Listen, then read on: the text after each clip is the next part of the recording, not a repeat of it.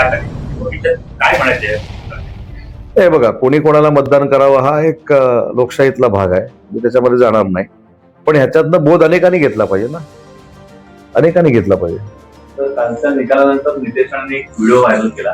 त्यानंतर फडणवीसांनी जिंकण्याचा आनंद व्यक्त केला पाहिजे, पण कोणाला उन्माद वाटेल असा संदेश देऊ नका, असं त्यांना म्हणजे कानमंत्र दिलंय. त्यावर काय?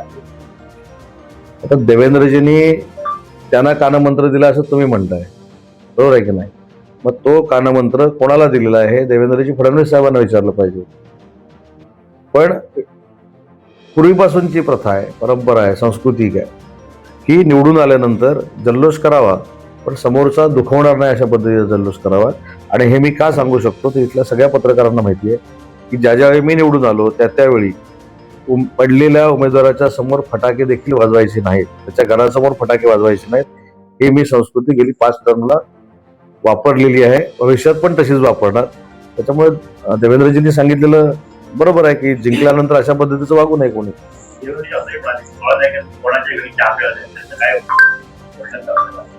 तर काय नाही, तसं मी 16 तारखेनंतर म्हणजे 7 तारखेनंतर आता मी बिझी आहे म्हणून कोणाच्याही घरी मी खिचडी खायला जाईन. कालच्या निवडणुकीमध्ये म्हणजे एकनाथ शिंदेच्या शिवसेनेला त्या मनात म्हणजे मतपेक्षा म्हणजे निवडून आलेले लोक कमी आहेत, कारण ठाकरे बंधू एकत्र आल्यामुळे. तर याचा काही परिणाम झाला असं काय वाटतं? आपण कमी कसं म्हणू शकतो? जर उठाव केल्यानंतरची पहिलीच निवडणूक आहे, म्हणजे मुंबईमध्ये आम्ही 0 होतो, 29 झालो. ठाणे पूर्ण आम्ही धुवून काढलं, कल्याण डोंबिवली आम्ही आलो, उल्हासनगरला आम्ही आलो, नवी मुंबईला 45च्या पुढे गेलो, पनवेलमध्ये आम्ही आलो, कोल्हापूरमध्ये आम्ही आहोत, इचलकरंजीमध्ये आहोत, सांगलीमध्ये तर महापौर आम्ही ठरवणार आहोत. सांगली, कुपवाड, मिरज महानगरपालिकेचा महापौर आम्ही ठरवणार आहोत. आम्ही कमी कुठं आहे? चंद्रपूरमध्ये आम्ही जिंकलो, नागपूरमध्ये भले 2 जागा पण जिंकलो, स्वबळावर पिंपरीमध्ये जिंकलो, मग कमी कुठं? जळगावमध्ये जिंकलो, अमरावतीमध्ये जिंकलो.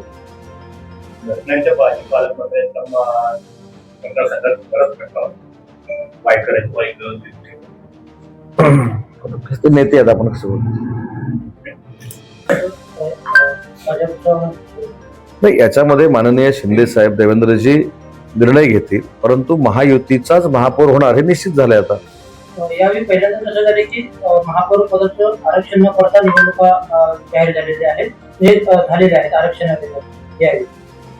पण ते महापौर करताना आरक्षण टाकावंच लागेल ना. आरक्षण नसेल तर महापौर बसूच शकत नाही. त्याच्यामुळे ती प्रोसेस नाही. ठीक आहे ना, असं होऊ शकतं. नाही, असं काही नाही, असं काही नाही. अनेक वेळा असं झालेलं आहे. त्याच्यामुळे आरक्षण झाल्यानंतरच महापौर बसेल. मनसेचा मोठा विजय ही चेष्टा उद्धव ठाकरेंनी मनसेचा वापर केला. अजून किती दिवस तुम्ही इतरांना जिंकून देणार? भाजपचे संतोष झुरे यांनी राज ठाकरेंना सवाल केलेला. तुम्हाला सगळ्यांना आठवत असेल की मी पहिल्यांदा असं बोलणार होतो की या महानगरपालिकेच्या निवडणुकामध्ये सगळ्यात जास्त फटका जो बसेल तो मनसेला बसेल.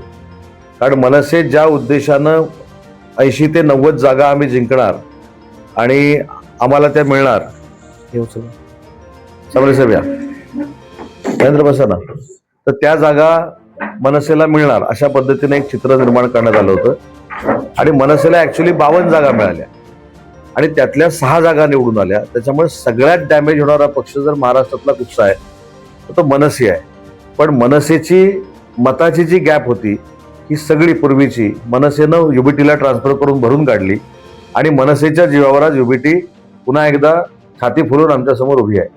माझी विनंती आहे मनसेच्या पदाधिकाऱ्यांना आणि विशेषतः राज साहेबांना की मी स्वतः बोललो होतो की ज्यामुळं आम्हाला उठाव करावा लागला एकनाथ शिंदे साहेबांना, त्याची थोडी प्रचिती माननीय राज साहेबांना येईल. आणि आज मनसेचे सगळे जे आमचे मित्र मनसेमध्ये आहेत ते असंच सांगतायत की मनसेचा पूर्वी पडलेल्या मतांच्या गॅपचा उपयोग युबीटीनं करून घेतला, स्वतः निवडून आले आणि आमच्या उमेदवारांचा प्रचार देखील युबीटीनं केला नाही. आणि ही काय आजची सवय नाही. त्याच्यामुळे मला असं वाटतं की जे काय झालं ते आता मुंबईकरांनी उघड्या डोळ्यांनी बघितलेलं आहे. जी व्यक्ती मराठीसाठी अहोरात्र मेहनत घेत होती त्या मेहनतीवर युबीटीनं पाणी फिरलं हे आता मनसेच्या सगळ्या पदाधिकाऱ्यांना कळलं. पण मी मध्ये देखील सांगितलं की मी त्यांच्याकडे कशाला जायचो हा एक जो विषय होता त्याचा मी खुलासा केला. मी देखील अनेक वेळा राज साहेबांबरोबर महानगरपालिकेची निवडणुकीच्या संदर्भात चर्चा केली, त्यांच्या नेते मंडळींबरोबर केली. परंतु हिंदीची सक्ती आणती असं सांगून त्यांना आमच्यापासून दूर नेलं, त्यांच्यावर जाळं टाकलं भावनिक. आणि त्यांचा स्वभाव हा संवेदनशील असल्यामुळे ते तिकडे गेले. पण ते गेल्यानंतर सुरुवातीलाच मी सांगितलं होतं की या महानगरपालिकेमध्ये सगळ्यात मोठा फटका हा मनसेला बसणार. आदित्य ठाकरेंच्या मतदारसंघात तुम्हाला जरी यश मिळालं असलं तरी महायुती म्हणजे भाजप आणि शिवसेनेवर देखील जनतेने विश्वास दाखवलेला मतांचा टक्का तिथे महायुतीचा वाढलेला दिसतो. नाही, मला माझ्या माहितीप्रमाणे तिथं आमची एक जागा पण आम्ही जिंकलो. वनिता नरवणकर म्हणून, किंवा नरवणकर साहेबांची मिसेस ती जिंकली असं तर ते जिंकलेले आहेत. पण टक्का सगळीकडेच वाढलाय.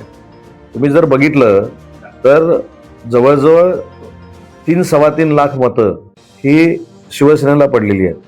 आणि मनसेचा आधार घेऊन मनसेची मतं कमी करून युबीटीला मतं वाढलेली आहेत. हे आता माझ्यापेक्षा तुम्हाला सगळ्यांना माहिती आहे. संभाजीनगरमध्ये ज्या यांच्यावरून टीका झाली होती, रशीद मामा ते निवडून आले आणि त्यावरून देखील आता चर्चा. नाही, त्याच्यामध्ये नाविन्यपूर्ण काहीच नव्हतं. जो छत्रपती संभाजीनगर हे नाव होऊ नये यासाठी प्रयत्न करत होता, त्या रशीद मामूला कुणी घेतलं? युबीटीने घेतलं. कुठं घेतलं? तर त्या मुस्लिम बहुल भागामध्ये घेतलं. त्याला तिकीट दिलं आणि तो निवडून आला.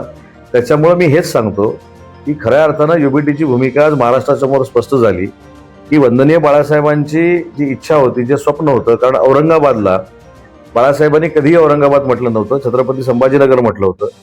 ते स्वप्न एकनाथ शिंदेसाहेब पूर्ण करत असताना ज्या रशीद मामूनं औरंगाबाद नाव बदलू नये म्हणून आंदोलन केलं, टीका केली, त्यालाच युबीटीनं तिकीट दिलं, निवडून आणलं.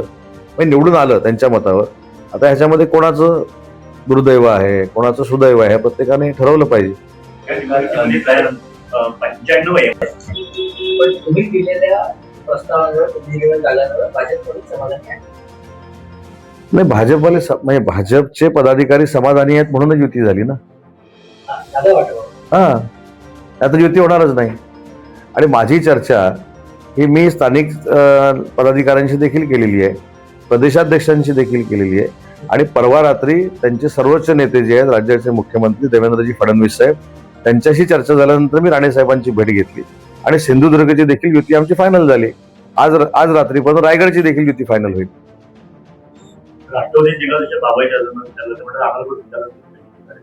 आता शेखर निकम सर माझ्याबरोबर होते, पालीला होते, ते पण राष्ट्रवादीचेच आहेत ना. बहुतेक त्यांच्यात समन्वय नसेल, पण शेवटी ते आमदार म्हणून आता माझ्याकडे आले. पंचायत समितीतल्या चर्चा मी केल्या, काय पाहिजे काय नाही पाहिजे संगमेश्वर होते ना राष्ट्रवादी. पण राष्ट्रवादीचा कटू अनुभव असा आहे की 2 जागा घेऊन राष्ट्रवादीचे इथले पदाधिकारी रात्रीपर्यंत आमच्या पत्रकार परिषदेला होते आणि सकाळी 14 फॉर्म भरले आणि नगराध्यक्षाचा फॉर्म भरला आणि पलीकडे गेले. पण ठीक आहे, रत्नागिरीकर सुज्ञ आहेत, 14-0 झालं. तर आता आम्ही कशाला बोलवायचं? ते राष्ट्रवादी येईल आणि आम्ही कुठं नाकारलंय? शेखर सर आज माझ्यासोबत आले, बसले, त्यांना जे काय आवश्यक आहे ते आम्ही बोलणी केली. हा, रत्नागिरी फक्त.